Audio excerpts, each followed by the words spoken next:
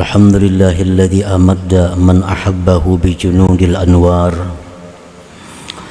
وألهمه بأنواع العلوم والأسرار فصار من جملة الأخيار. أشهد أن لا إله إلا الله وحده لا شريك له الواحد القهار، وأشهد أن سيدنا محمدا عبده ورسوله المختار. اللهم صل وسلم وبارك على سيدنا محمد إمام المقربين والأبرار وعلى آله وأصحابه وذريته الأطهار. أما بعد. Yang kita hormati, kita cintai para habaib dan para alim ulama, para muhibbin, hadirin hadirat rahimakumullah. Alhamdulillah, puji dan syukur kehadirat Allah Subhanahu wa ta'ala yang telah membukakan hati kita untuk hadir di majlis yang penuh rahmat dan berkah ini. Salawat dan salam kita haturkan kepada junjungan kita Nabi besar Muhammad sallallahu alaihi wasallam dan kepada seluruh keluarga, para sahabat, zuriat yang dan pengikut beliau sampai hari akhir nanti. Para muhibbin rahimakumullah, al-hikmatur rabi'atu wal khamsun minal hikamil adhaiyah.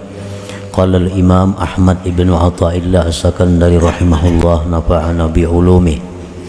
Hikmah yang ke-54 dari hikam. Berkata Imam Ahmad ibn Athaillah as-Sakandari rahimahullah, an-nur jundul qalbi kama anna zulmata jundun nafsi. Fa'idha aradallah ayyan surah abdah amaddahu bijunudil anwar wa qata'a anhu madadaz zulami wal aghyar. Yang artinya bermula cahaya, baik itu cahaya yang disebut dengan nur bidayah atau nur wasatiyah atau nur nihaiyah. Cahaya itu adalah pasukannya hati. Cahaya itu adalah pasukan hati, tentara hati. Sebagaimana bahwa kegelapan itu tentaranya nafsu. Kegelapan itu tentaranya nafsu.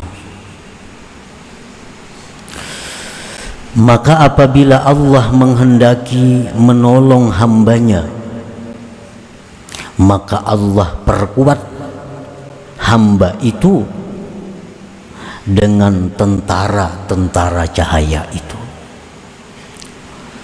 Dan Allah putuskan daripadanya bantuan kegelapan. Para muhibbin rahimakumullah, itulah terjemah hikmah yang ke-54 ini. Di dalam hikmah ini musannif mencontohkan bahwa di dalam diri kita ini ada peperangan. Di dalam diri kita ini ada pertempuran.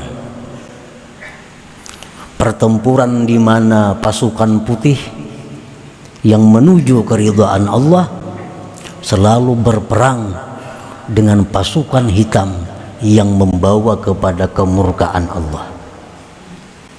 Setiap saat di dalam diri kita ini selalu ada pertempuran itu. Maka apabila Allah menghendaki seorang hamba itu menjadi kekasihnya, maka Allah perkuat pasukan-pasukan cahaya, pasukan-pasukan putih, sehingga dapat mengalahkan pasukan-pasukan nafsu, pasukan hitam, akhirnya si hamba ini sampai kepada mardhatillah, keridaan Allah Subhanahu wa ta'ala.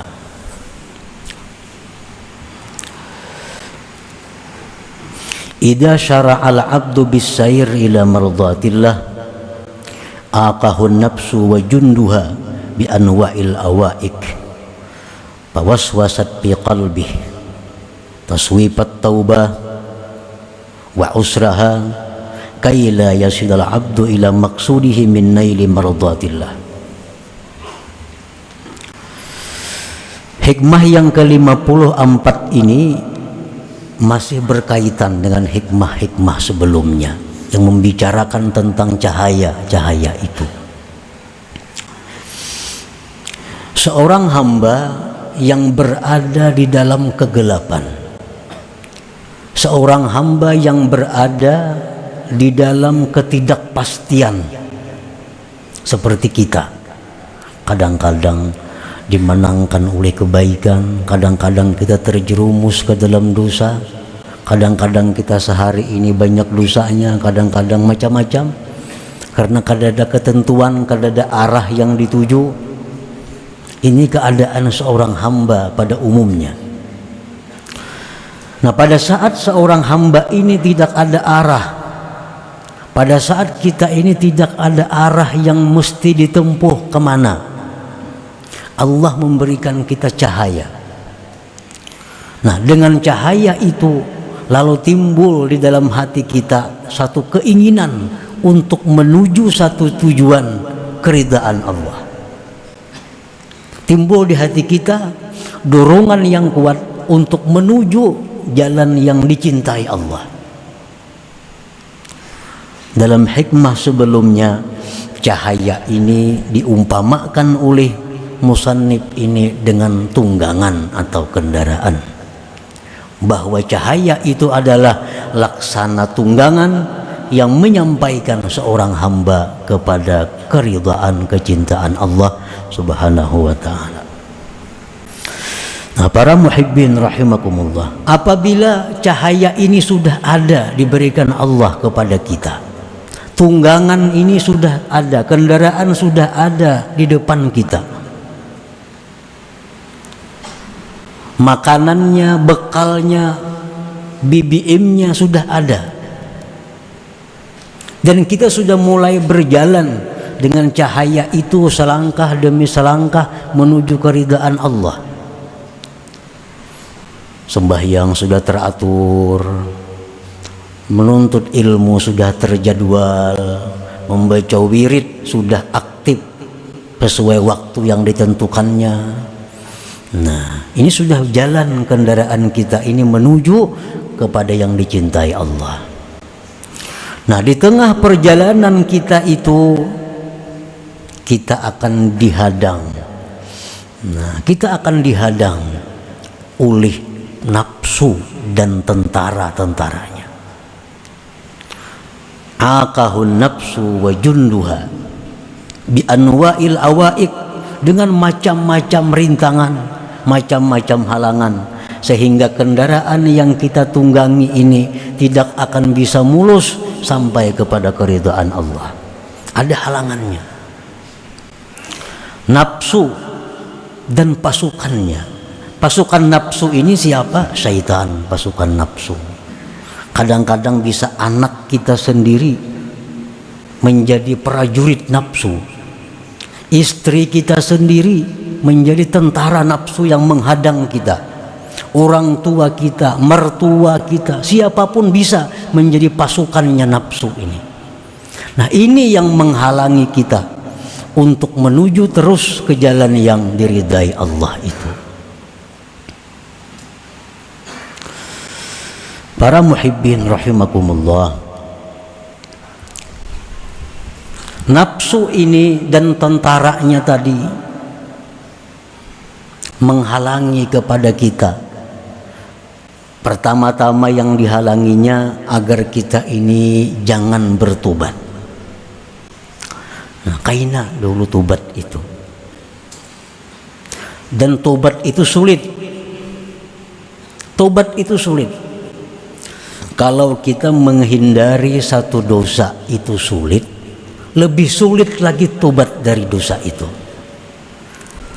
Jadi mau ada anggapan toh gawi jadul dosa kena nyaman aja tobat, ini logika yang salah. Nah, mujanabatul ma'asi ashalu minat taubah. Menjauhi dosa itu lebih mudah daripada tobat terhadap dosa itu. Jadi jangan menganggap penting karena nyaman aja tobat. Tobat itu lebih sulit daripada menjauhi dosa saat ini. Nah, para muhibbin rahimakumullah. Jadi halangan pertama yang dihalangi oleh nafsu dan tentaranya ini adalah dengan tobat ini. Kita dahulu banyak kada sembahyang. Sekian tahun, sekian puluh tahun sembahyang kadang-kadang kada. Nah, begitu kita tobat kepada Allah, nah kita diwajibkan mengqadha sembahyang yang kita tinggalkan itu. Coba kita bayangkan betapa sulitnya. 10 tahun kita sudah mulai akil balik, 15 tahun umur kita. Sekarang umur 40 tahun, berarti berapa tahun? 25 tahun. Tobat. 25 tahun ini sembahyang kita kadang-kadang sembahyang. Kita diwajibkan menghitung seapik mungkin. Diwajibkan menghitung sewajib mungkin. Diwajibkan kita menghitung sehari ini kira-kira aku ada sembahyang nyata pang 2. Nah 2 sehari kali 25 tahun. Kalau kita ingin tobat, kita diwajibkan mengqadha itu, mengqadha, dan mengqadhanya ini pauran, segera. Nah ini halangan yang pertama. Mudah ke tobat itu jar nafsu kan kaina aja tobat itu. Kaina aja tobat. Makin kaina makin banyak hutang kita.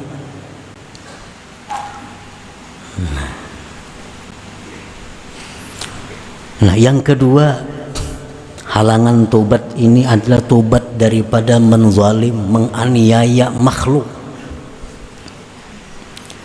Kita pernah menganiaya orang dengan tidak benar, melukai orang, menyakiti orang. Ini menganiaya. Nah kalau kita tobat, kita dituntut untuk meminta halal kepadanya. Minta halal. Nah, ini kada gampang minta halal ini. Dan ini dilakukan oleh Rasulullah Sallallahu Alaihi Wasallam sendiri. Beliau memberikan contoh. Begitu beliau mendekati masa beliau di dalam dunia ini, beliau pernah berpidato di Masjid Nabawi itu.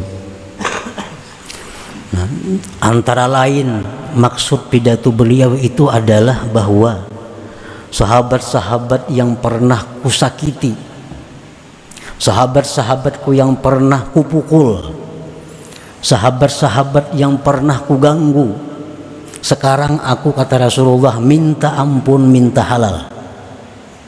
Kalau kalian tidak mau memberi halal, memberi ampun kepadaku, silahkan balas sekarang ini di tempat ini. Nah, ini satu contoh pemimpin.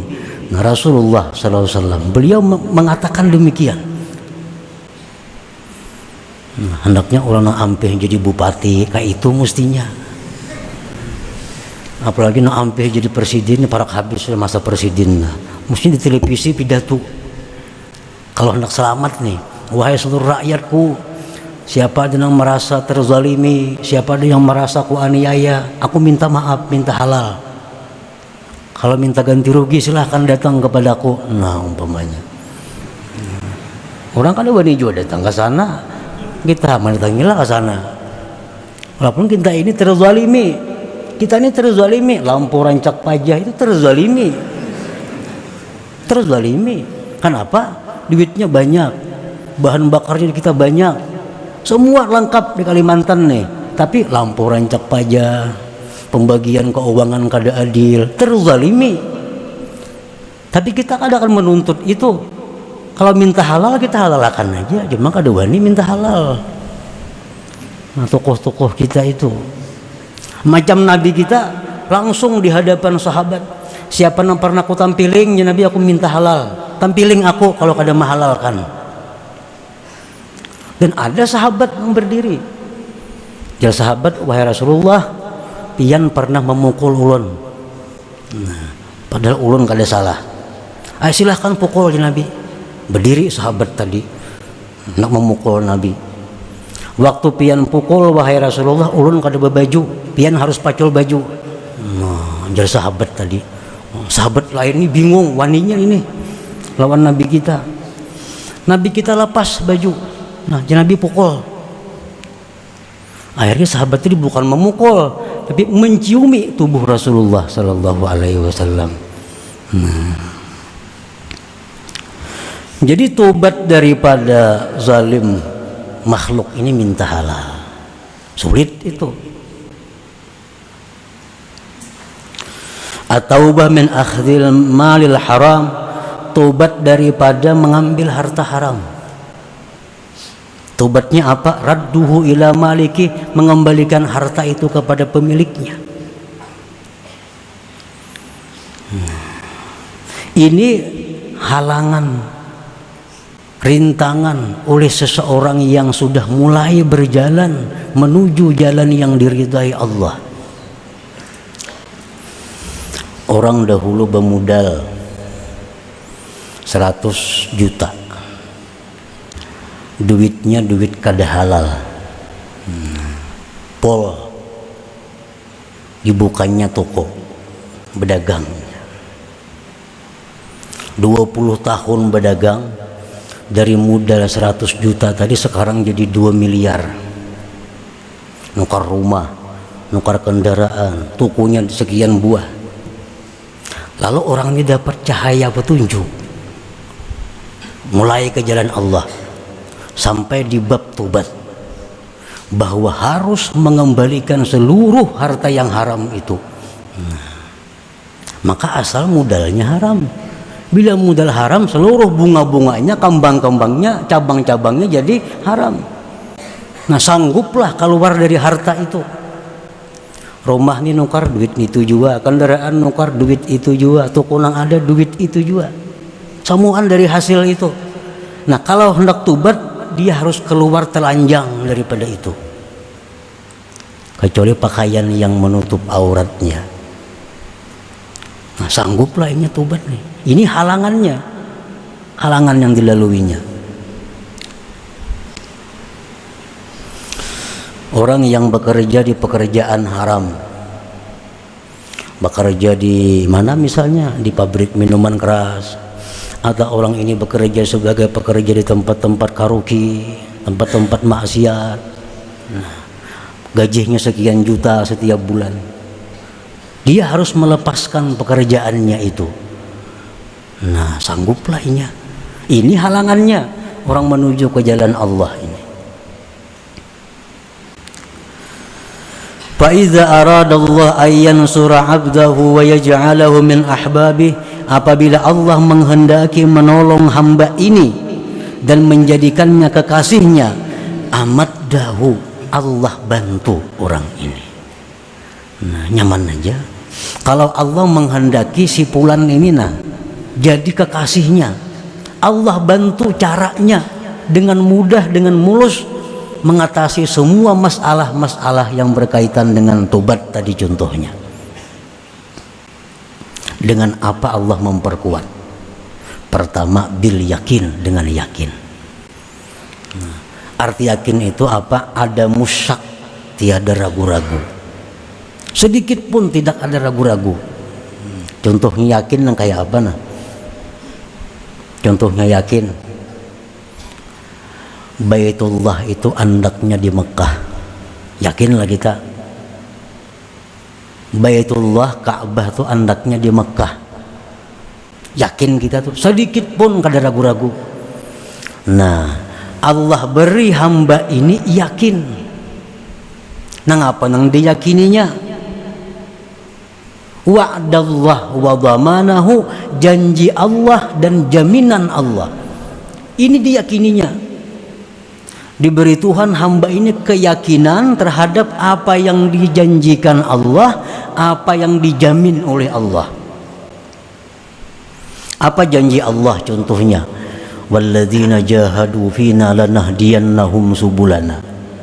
Ujar Tuhan, siapa-siapa yang sungguh-sungguh menjalani jalan kami, pasti akan kami beri petunjuk kepada jalan kami itu. Kalau kita ini bertikad bujur-bujur hendak sampai kepada ma'rifatullah, Allah pasti akan memberi petunjuk itu. Nah, ini firman Allah. Allah beri hamba ini yakin dengan itu. Nah, yakin. Allah berjanji, wa may yattaqillah yaj'al lahu min amrihi yusra. Orang-orang yang takwa kepada Allah, Allah jadikan urusannya itu mudah, nyaman. Nah, jadi orang ini seandainya tobatnya ini harus menyerahkan seluruh hartanya karena memang dari yang haram, diberi Allah orang ini keyakinan bahwa kalau engkau berbuat itu digantikan oleh Allah dengan yang lebih daripada itu. Nah, diberi Tuhan ini hamba keyakinan. Nah, lalu si hamba ini berani melepaskan seluruh hartanya yang didapat dengan jalan yang haram tadi. Nah, maka dia lalu bisa meneruskan perjalanannya untuk menuju kepada keridhaan Allah tadi. Allah beri keyakinan. Nah, tapi kalau Allah menghendaki si hamba ini kehinaan, maka hamba ini tidak diberi keyakinan oleh Allah sehingga dia timbul keraguan-raguan. Mun aku balapas pada hartanya, kemana aku lagi begana? Kayak apa aku lagi makan? Kayak apa aku menyekolahkan anakku? Kayak apa aku bayar kredit motor, kredit mobil? Kayak apa aku mengatasi itu? Nah, kalau orang dikehendaki Allah kehinaan, dia akan ragu-ragu dengan itu. Ragu-ragu. Padahal dengan jelas Al-Quran mengatakan kalau dia melepaskan diri dari seluruh harta yang haram itu, Allah jadikan mudah. Dan Allah berikan rezeki yang tidak terduga-duga, yang lebih baik daripada harta yang selama ini dipegangnya, dimilikinya. Nah, keyakinan ini yang dikatakan Nabi sesuatu yang sangat mahal, yang hanya diberikan Allah kepada hamba-hamba yang tertentu. Keyakinan itu. Orang begawi ini gaji 10 juta sebulan, tapi ini digawian ini kada kawa kada berdosa, berdusta. Ini duduknya di jabatan ini, nah maka di jabatan ini kada kawa jujur. Atasannya ini ada nama hantamnya ini, hendak jujur kayak apa? Kada kawa jujur, mesti beculas tahun bawahan kayaknya. Nah, kalau orang ini diberi Allah cahaya dan dia berperang dalam dirinya, Allah perkuat dengan keyakinan, dia akan keluar dari jabatan itu, pasti keluar.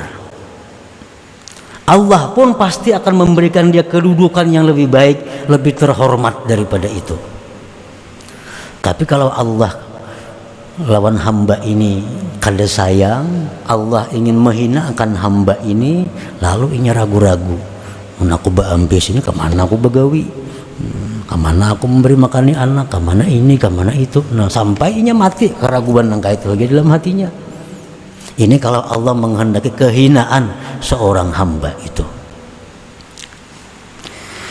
Nah, para muhibbin rahimakumullah, Allah subhanahu wa ta'ala akan membantu orang ini dengan yakin.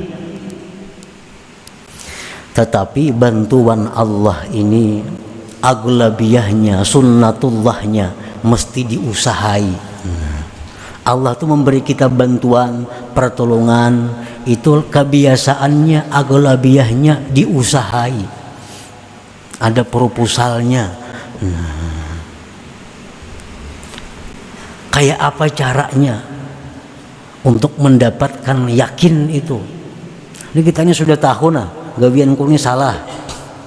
Kalau aku hendak selamat, aku mesti keluar dari gawian pekerjaan ini. Tapi hati ragu-ragu nah, kada wani lagi. Padahal nyata salah tahu. Cuma kada wani keluar pada pekerjaan itu. Nah, dicari yakin nih. Cari yakin ini. Karena bila yakin itu datang, selamat sudah. Semua yang jahat, yang haram dia lepaskan. Karena dia yakin, dia takwa, dia akan ditolong oleh Allah.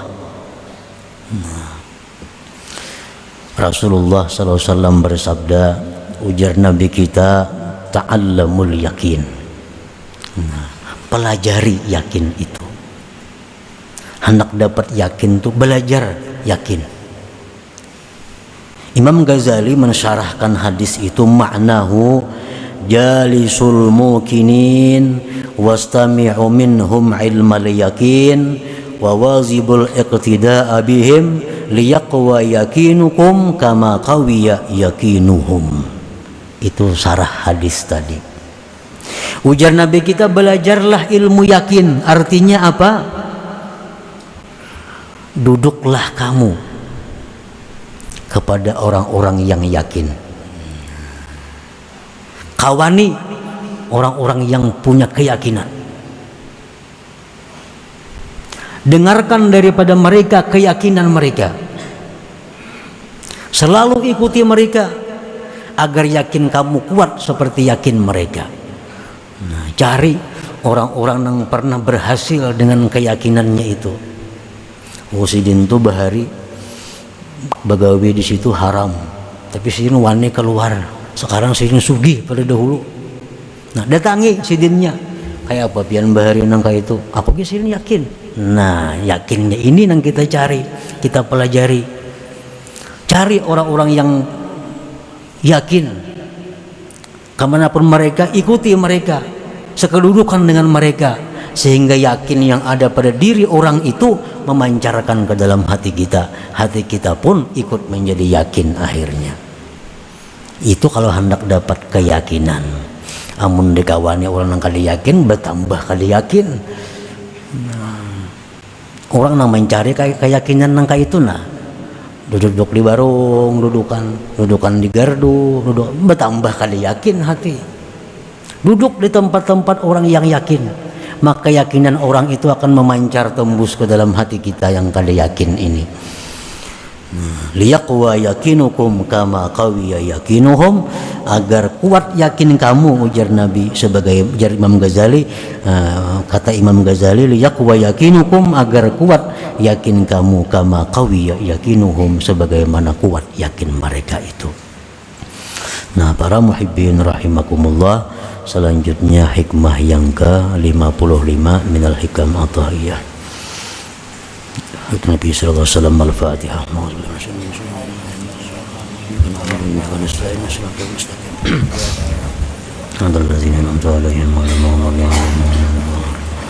Ya Allah biha, ya Allah biha, ya Allah bi husnil khatimah.